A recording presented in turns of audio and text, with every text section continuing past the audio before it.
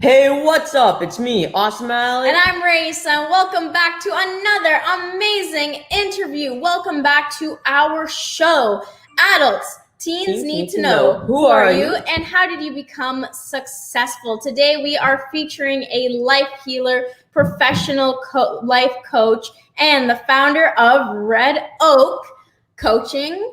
We have Sameer. Oh, here we go. Hi. Woo! How are you guys? Thank you so much for having me, both of you.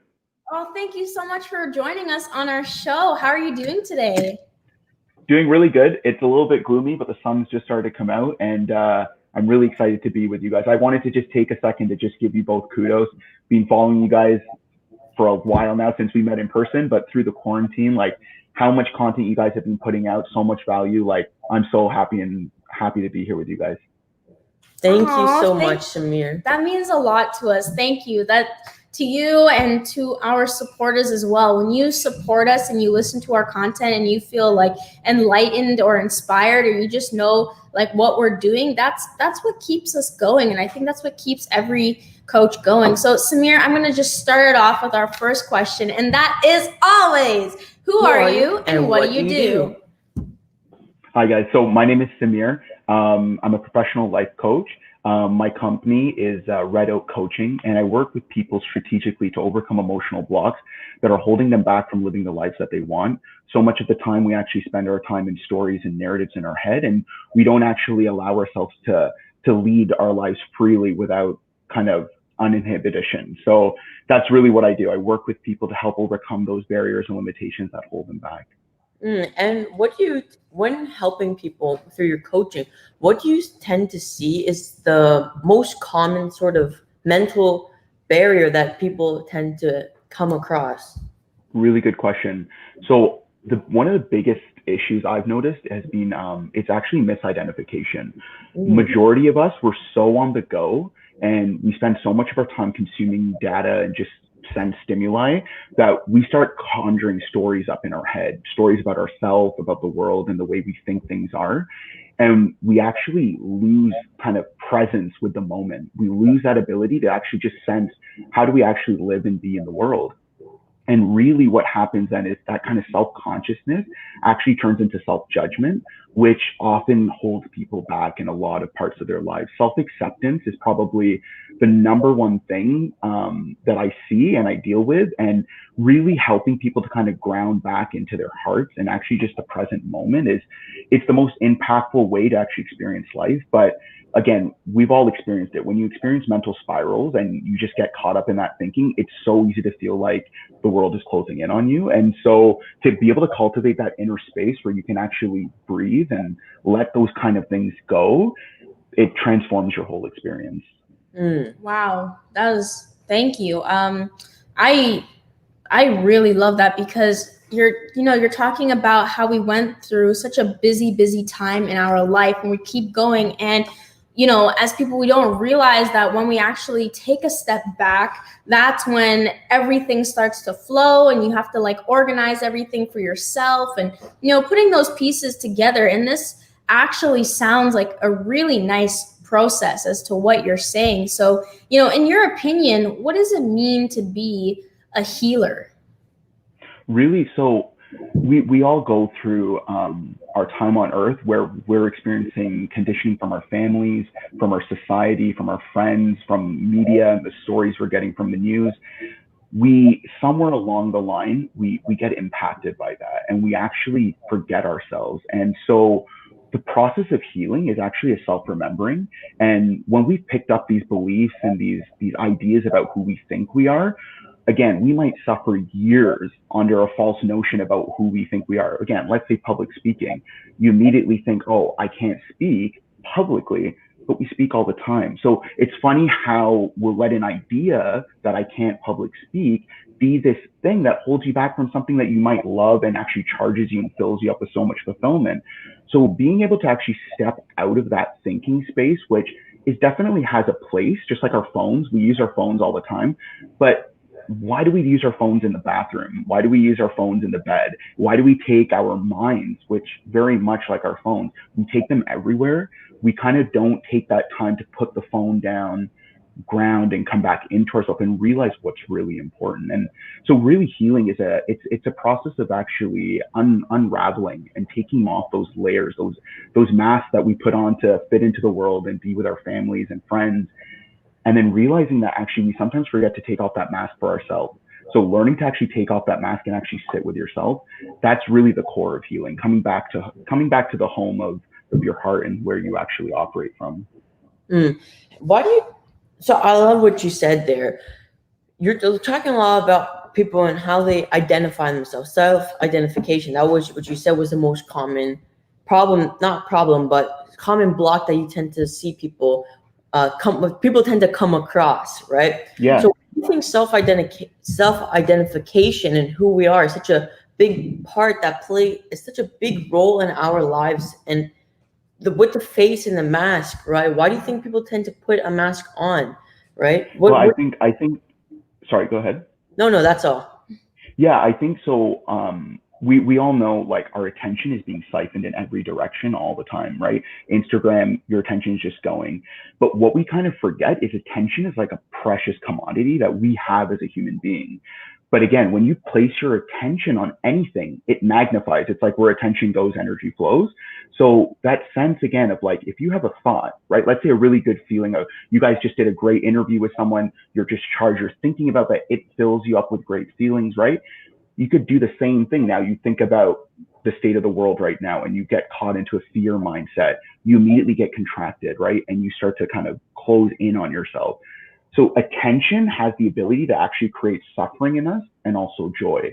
So what really is the key is finding that position of power inside. When you can actually take your attention out of your thinking and come back into a space of actually just pure observation or seeing, you're given an internal space between the bombardment of thoughts, which we just all constantly experience, and realize there's actually a space to actually have some peace inside that. So that's probably the core of it.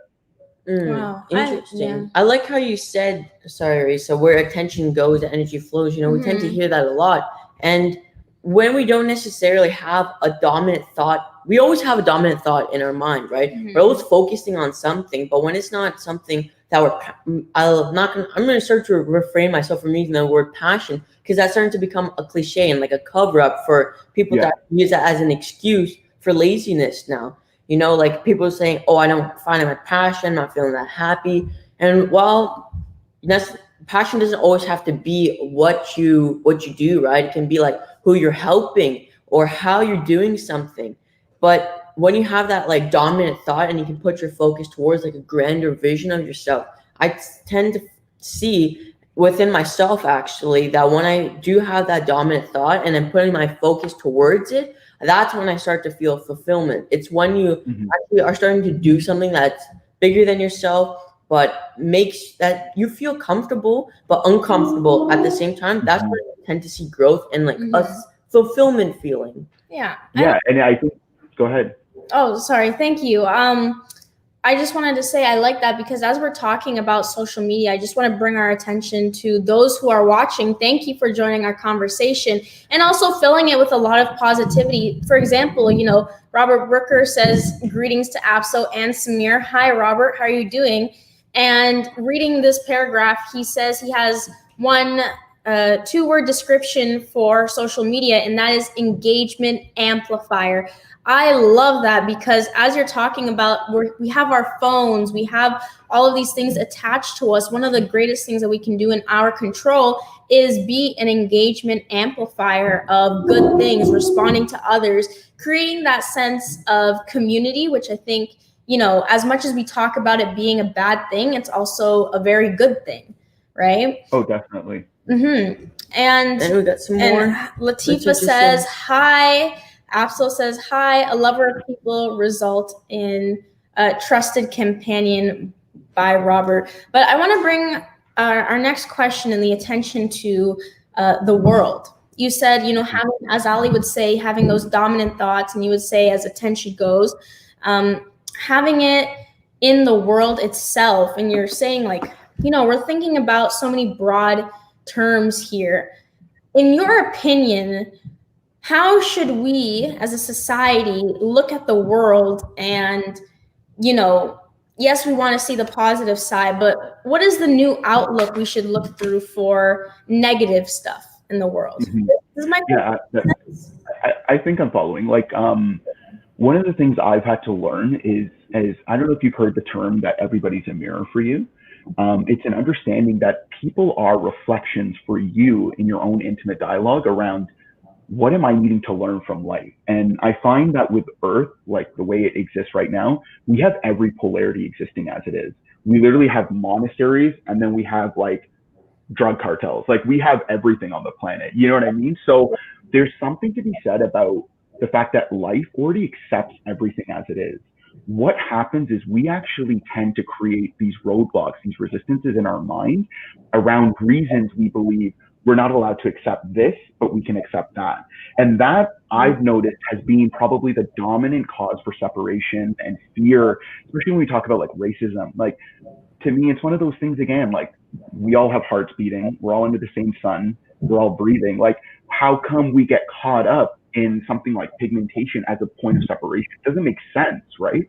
So the logic behind it is like, what happens when we actually start to accept ourselves completely in all our aspects, our good, bad, and ugly sides? We actually find that we're able to hold space and compassion for others. We're able to actually be with others in a way that doesn't actually judge them for being different than us, and we can actually gain some value from them in a context that we probably couldn't ever have put together ourselves. And that's the value of community, right? Like learning from others, learning from you guys, right? Like being able to connect with like-minded people is always an accelerator of growth, but it comes down ultimately to that place of internal acceptance. You could be hearing and reading all the books in the world, but if you don't digest it and actually apply it to like when you're going to a coffee shop and you see someone and you look at them with judgment, you're actually pushing people away when we judge them, right? And it's so habitual to judge. But what we forget again is that's a tool. It's not a way of being. Actually, the way of being is actually completely non-judgmental. If you look at nature, nature has trees of every size, plants going in every direction, and we look at it and we say it's beautiful. We don't judge it. A flower never has to compare itself to a flower next to it. It just blooms, right? So the beauty of actually just being yourself is that you actually fit in the picture as a whole, but you actually bring value just by turning up and just by sharing yourself. That's one of the biggest things I've learned is just like being able to actually take away my stories of why I can't connect with people and realizing if they're in front of me, I can be with them. And that has been a game changer, like just in terms of being able to access people and be able to connect with people at a deep, deep level. So many people stay superficial. And for me, it's like, you're only on earth one time. Why not make sure you're really finding out who's behind the person in front of you? Like look behind their eyes, you know? I like how you said to look towards nature. In Ray Dalio's book, the principles that he wrote, one of his principles was look to nature. Everything works together. All the gears and everything just works perfectly to create something so beautiful without any like not necessarily without any harm in the way, but it's a circle, right? We all hear about the circle of life, but it truly is look towards nature for the inspiration of when you're like down sometimes. Oh, the flower happens to bloom right in front of you, right? It's like not everything happens for a reason, in my opinion. And I like how you said, look past someone with the judgment. I think as human beings, naturally, we all judge. That's something I think is not going to stop, right? What can stop is you implying that judgment onto that person. Like you can make a split when just by looking at someone, you unconsciously make judgment. Your brain starts firing. Okay, this person here, okay, categorizing. But if you can just be aware of that instantly, and you know what? Hey, oh yeah, what's up, Sameer? Nice to meet you. And just play along with that. It's a different thing. Go. You can see. No, so right, just to build on what you were saying, because you're right on point, and that's the judgment doesn't stop, but there is a space to actually cultivate non-judgment. And exactly what you said, the first place to actually make change is when you notice it happening in yourself. You can never be aware of something that you just don't know, but once you're made aware of something, you can't become unaware of it. So when you start to notice, oh, I'm actually going into judgment right now, you actually have that's a point of choice where you can actually step back now and just stay there and just observe it and actually not engage, like we were talking about, with that and following that train of thought. And it just opens you up to new possibilities. A big thing that I kind of just simplified, if this makes it easier, it really starts with awareness. Awareness is like the key to transformation. From awareness, we step into acknowledgement, which is really the bread and butter of actually sitting with those things that we find within us that are resistant, or those beliefs that are limiting us. So acknowledging everything. And then thirdly, it actually comes down to acceptance, deep, wholehearted acceptance, kind of like what we were talking about before. I love your guys' logo. It's the whole earth. It embraces everything. So similarly, we already have the space within ourselves to accept everything as it is. It's just we start to put these reasons in front of us on why we shouldn't. Mm-hmm. I really like that. And, you were talking a lot about emotional blocks. And throughout this conversation, we're talking about things that we purposely put in front of us. So my question for you is, when do you see something that you purposely put in front of yourself, whether it's a mental block, an emotional block, or, just some thought about the world, what is the fastest and most effective way to remove that block? Mm-hmm. So I think like we said, like the first thing is to become aware of it. When you notice it, you're already a step ahead of it, because otherwise it's just an unconscious pattern and you're just following the process, right? But once you become aware of it, you have that position of, now I can make a new choice.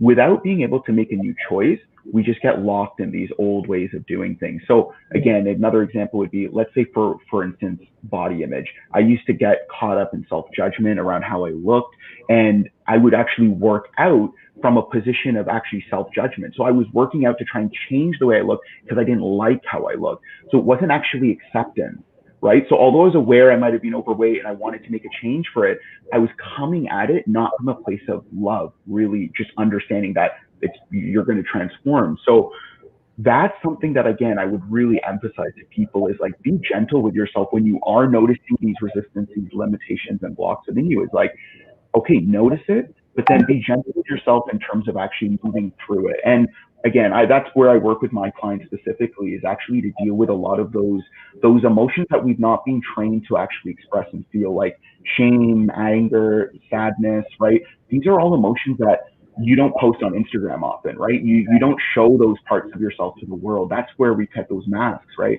We get so used to just putting out a presentation to the world that we forget we're human. And so learning to actually, again, embrace that maybe I'm feeling sad today and I have to just feel sad. And in allowing myself to actually feel sad, that'll actually move the energy out of my system. I love how you said that, and bringing in the emotional intelligence there, right?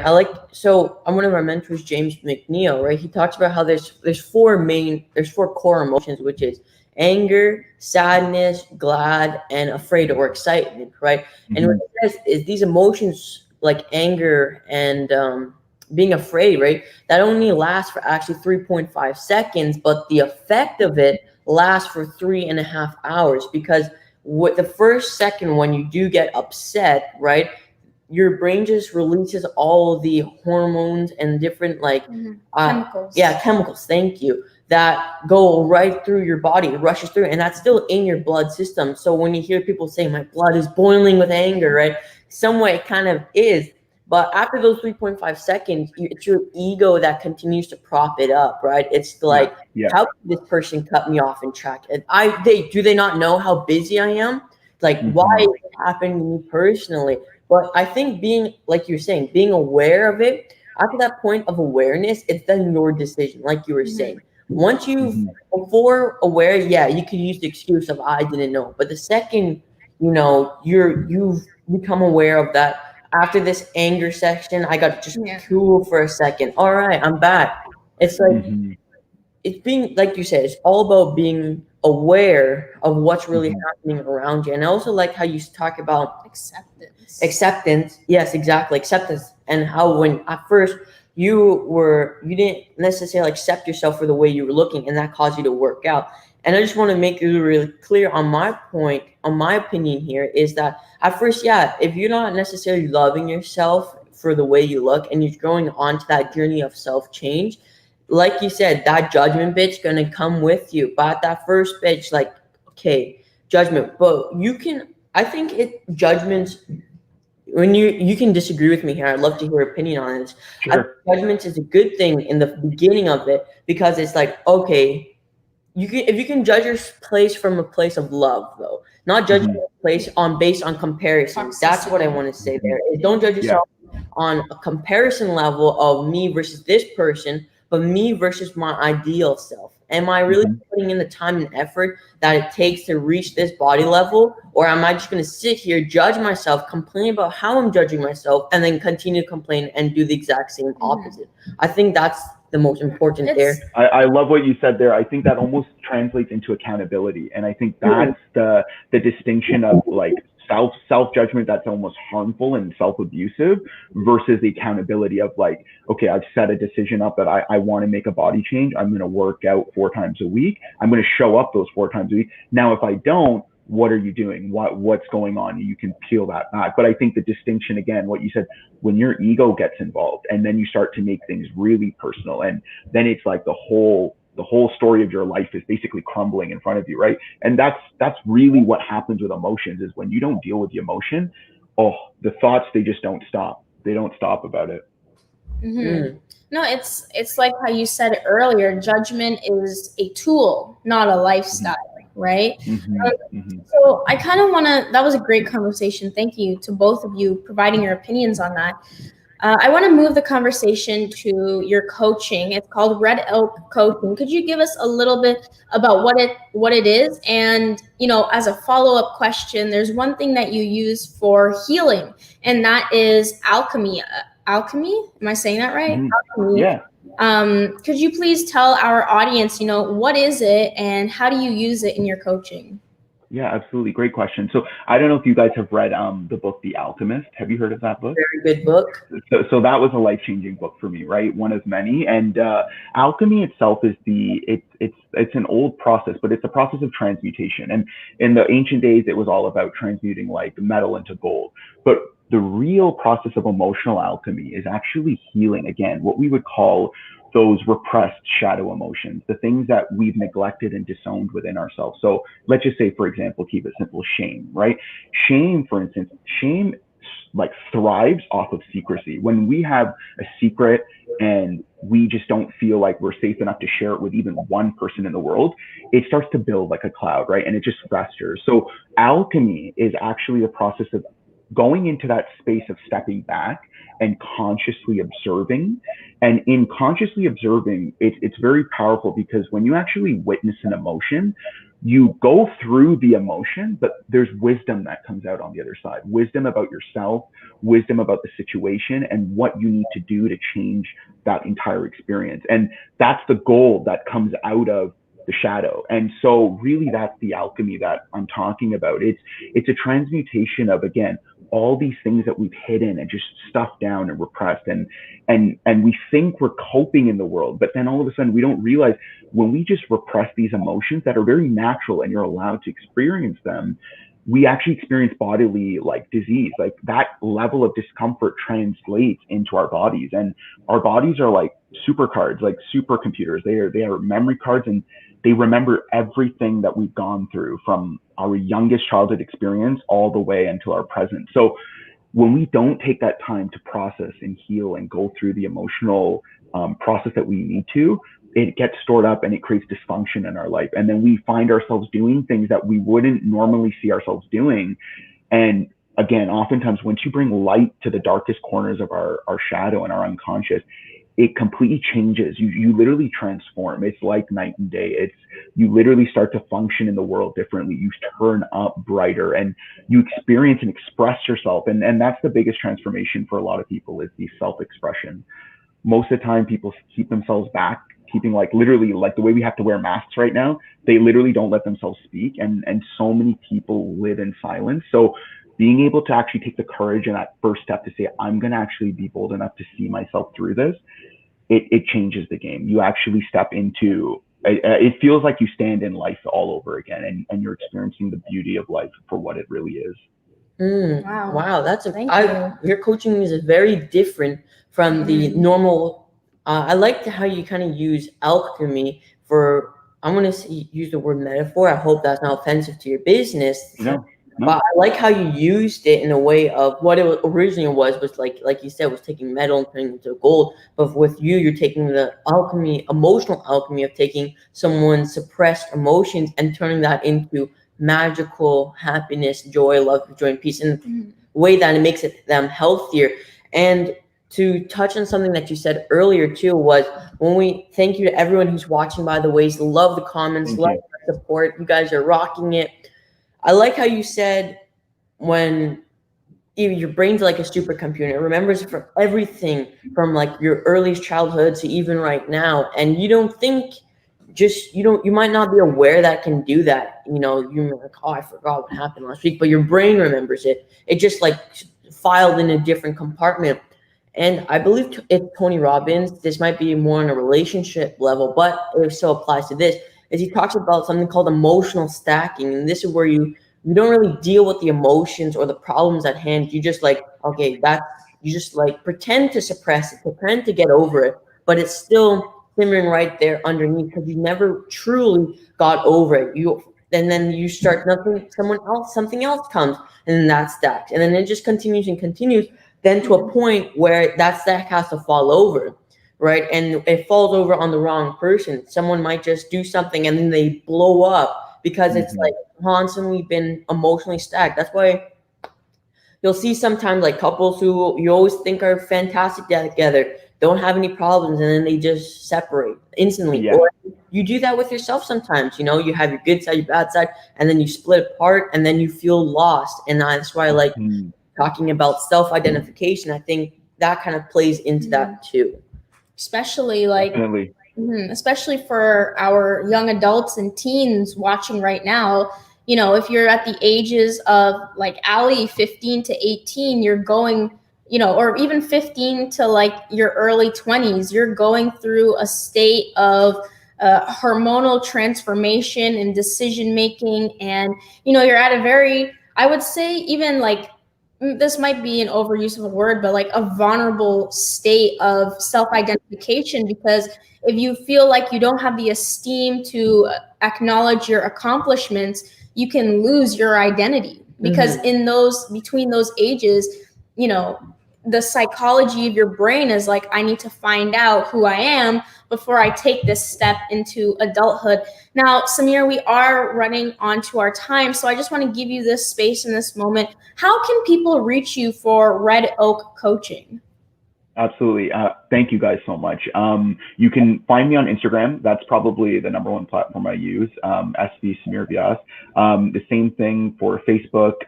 I use Twitter a little bit, but really Instagram is probably the main place. And then you can find me on my website. Link is in Instagram, but it's sameervyas.ca. And I feel like with you guys, we could have an hour, 2-hour conversation and just keep going into these kind of things. Like for me, this is my passion. And that was one of the biggest realizations I had. I said, watching you guys, I was like, you can literally go and impact the world by just sharing your voice, sharing your message, and being authentic. And you create such a profound ripple effect in ways you couldn't imagine. And for, again, a long time, I kept myself repressed and didn't show up. And that was my own journey. And in turn, I've realized now I can be of greater value by just turning up and sharing what I've learned along the way, and help someone maybe when they're experiencing that kind of a dark cloud. You know what I mean? Because everybody goes through it, but it's realizing that it is going to pass. And that's really where we all want to come to. It's that knowing that everything is going to be okay. And I think that was a great way to end off this live. Everyone's saying thank you to you. Thank you for coming on here.